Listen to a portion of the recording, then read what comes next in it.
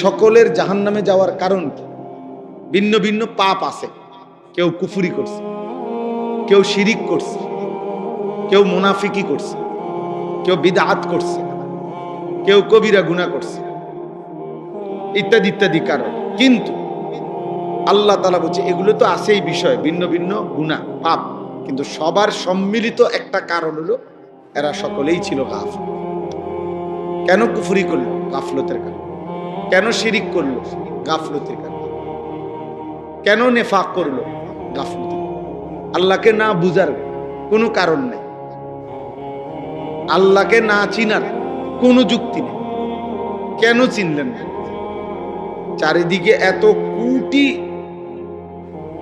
আসবাব আল্লাহকে চিনার জন্য আল্লাহ রাখছেন যে যেদিকে তাকাবে ওই দিকেই যদি একটু ভাবে, দেমাগ খাটায়, সে আল্লাহকে পাবে। এটা একটা সহজ বিষয়। যেই কোনো আমরা ছোটবেলায়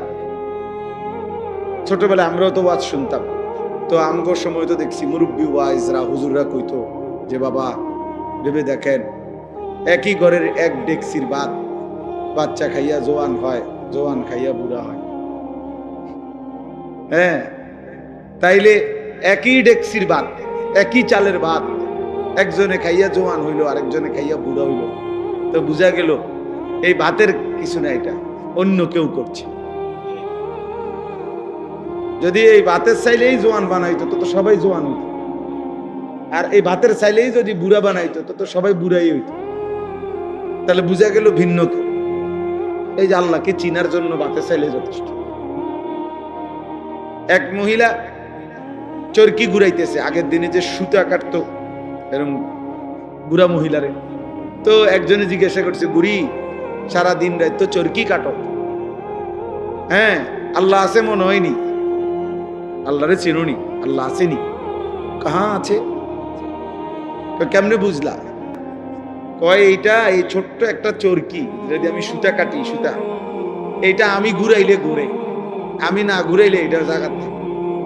তাই এই ছোট্ট একটা চরকি যদি আমি না ঘুরাইলে ঘুরে না, আমি ঘুরাইলে ঘুরে, এত বড় সৃষ্টি বুঝি এমনি এমনি ঘুরে।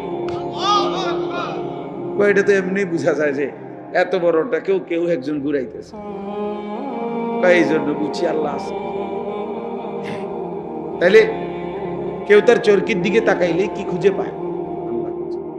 জিদার দেখতা হো তু হি তু, হাজার মে সাজার মে তেরে রঙ্গ বু হ্যায়।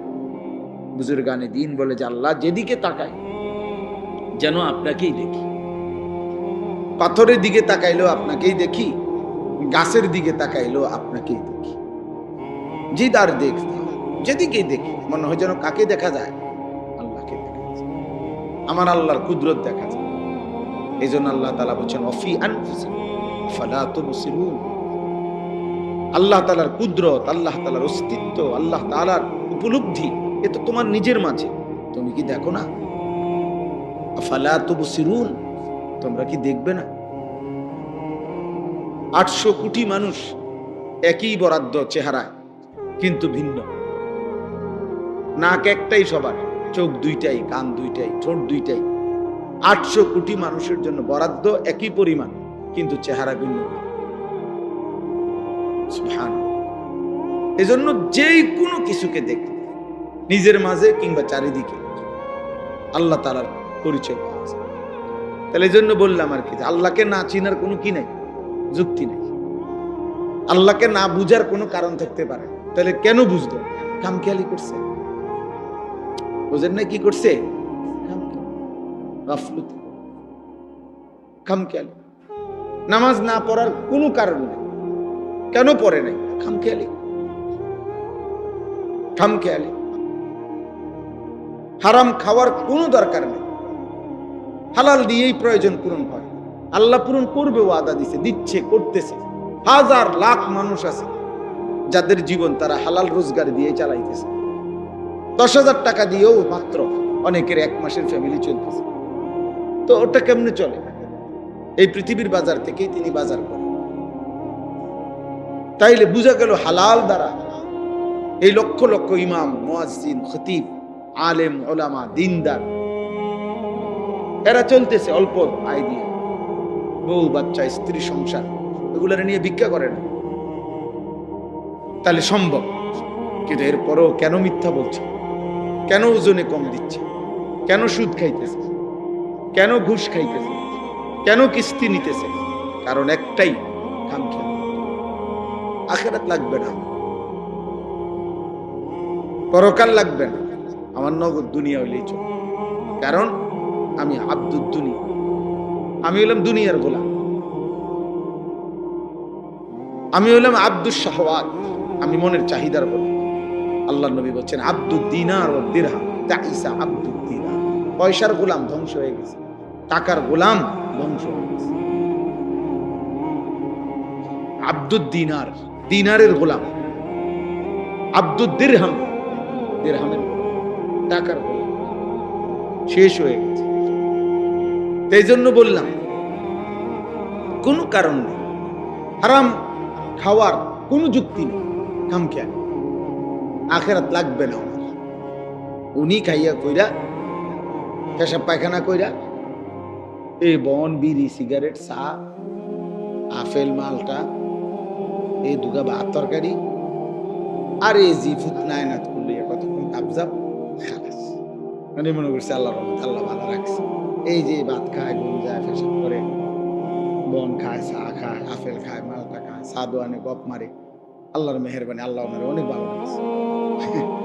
খালাস খাইয়া পইরা কোন রকম শুয়ে টুইয়া মইরা যাও, মরলেই তো শেষ, আর কিছু নেই, মরলেই তো আর কিছু।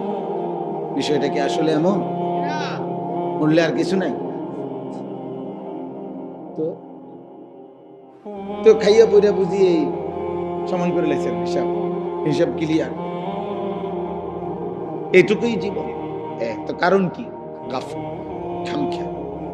এই জন্য কোরআনুল কারীমের মধ্যে আল্লাহ তাআলা বলছেন সমস্ত বেঈমান জাহান্নামী, জাহান্নামে যাওয়ার কারণ উলাইকা হুমুল গাফিলুন, এরা মূলত সকলেই গাফেল। সকলে কি? গাফেল। কেন অপরের নারী দেখবে? তোমার না বিবি আছে, তোমার না স্ত্রী আছে, তোমার না সময় আছে, তুমি আর একটু অপেক্ষা করতে হবে না? তুমি অবিবাহিত, তো অপেক্ষা করো। এই পৃথিবীর মানুষের সব প্রয়োজন তো একদিনে পূরণ হয় না, আর এটা সিস্টেমও না, এটা যুক্তিও না, এটা যুক্তিও না। ক্লাস 8-এ পড়ুয়া ছেলে যদি বলে আমি এবছরই 8-এ পরীক্ষাও দিব, এসএসসি পরীক্ষাও দিব, তো হবে না। এসএসসি পরীক্ষার্থী ছেলেটা যদি এবছরই এসএসসিও দিবে, আবার অনার্সও দিবে, এটাকে হবে না। তো আপনাকে একটা স্টেজ পার করতে হবে না? আপনাকে একটা ধারাবাহিক সিরিয়াল মেনটেন করতে হবে কিনা? তো এইটাও পূরণ হবে, নিজের চাহিদাও তো পূরণ হবে। এটার জন্য নিজের থেকে কুত্তার মতো হওয়ার কি আছে? নারীর প্রতি যাদের হারাম চাহিদা, এই নারী, ছবি, গান, অশ্লীলতা, বেহায়াপনা, মোবাইলের ছবি, অশ্লীলতা, শতভাগ সত্য কথা, বা এটা কুত্তার স্বভাব, এটা কুত্তার স্বভাব। লজ্জাস্থানের চাহিদা যার গুনাহ, এই স্বভাব কুত্তার স্বভাব, এই চাহিদা কুত্তার চাহিদা।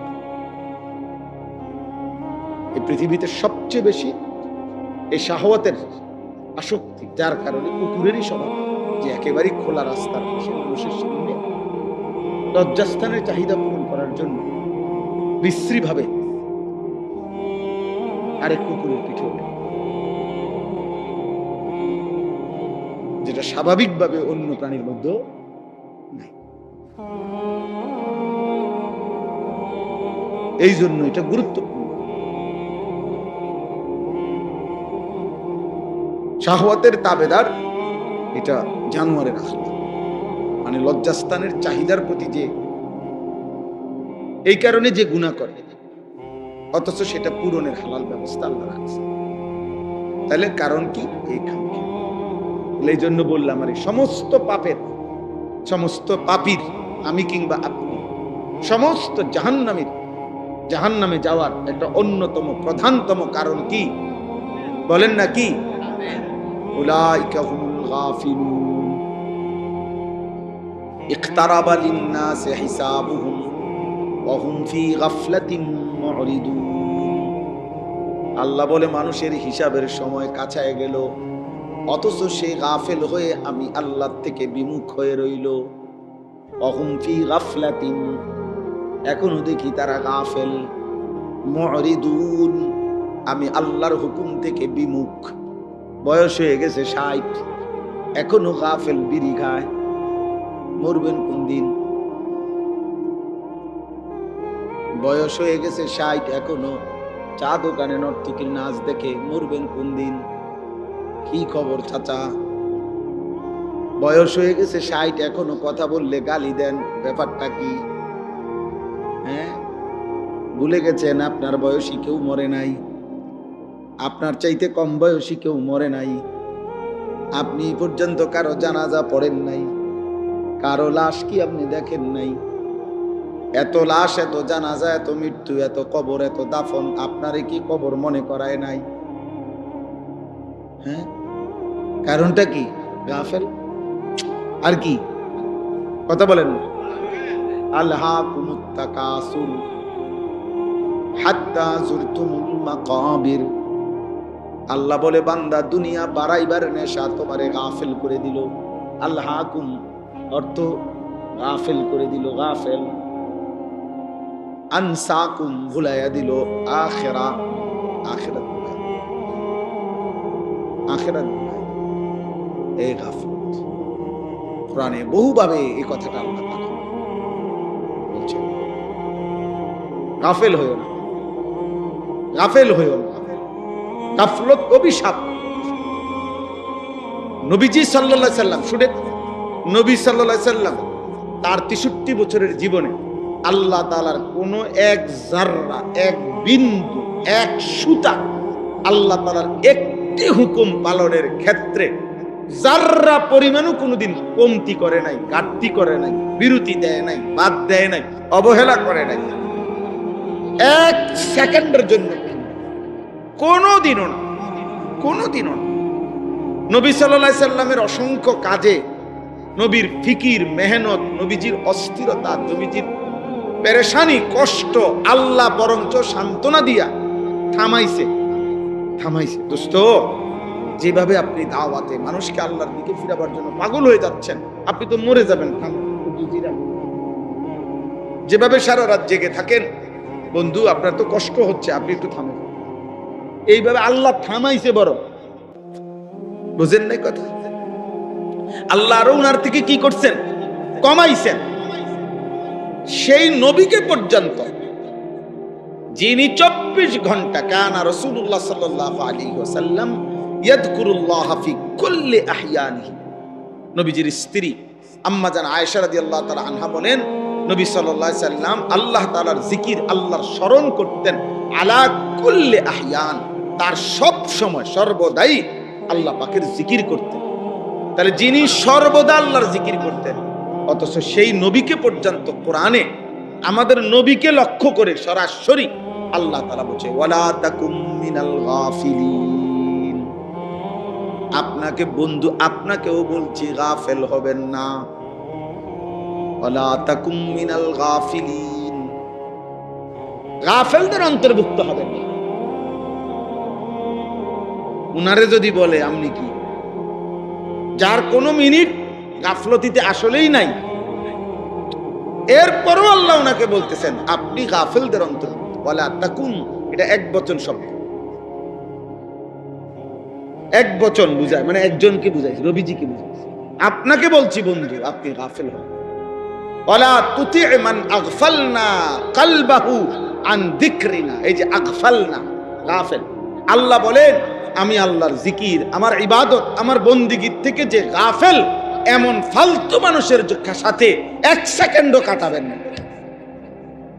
কোরআনে আল্লাহ বলছেন, নবীকে বলছেন বন্ধু সাবধান, যার জবানে আল্লাহর জিকির নাই, যার কপালে তার রবের সিজদা নাই, যার জিন্দেগির মধ্যে হালাল হারামের পার্থক্য নাই, যার মধ্যে পাক নাফাকের খবর নাই, আল্লাহর বিধান রাসূলের বিধানের ব্যাপারে যার কোনো পরোয়া নাই, এমন ফালতু, এমন অসভ্য, এমন মানুষরূপী পশু এই হাইওয়ানের সাথে এক সেকেন্ডও কাটাবেন। ও মানুষ রোমের জানোয়ার,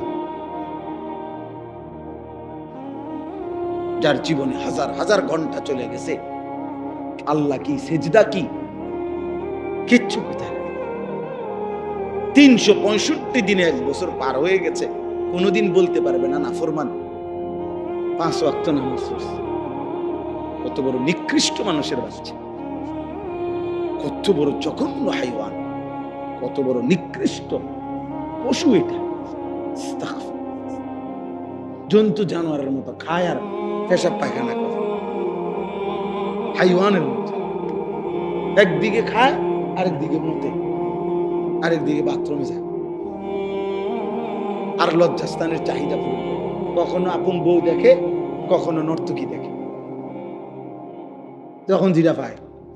কখনো নিজের ভিডিও দেখে বউ, কখনো মোবাইলে টেলিভিশনের নর্তকীও দেখে।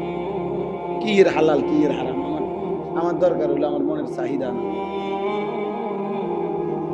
হ্যাঁ, এটা মানুষের স্বভাব। কথা বলেন না কেন? মুসলমানের আখলাক এটা, এটা সুস্থ মানুষের আখলাক।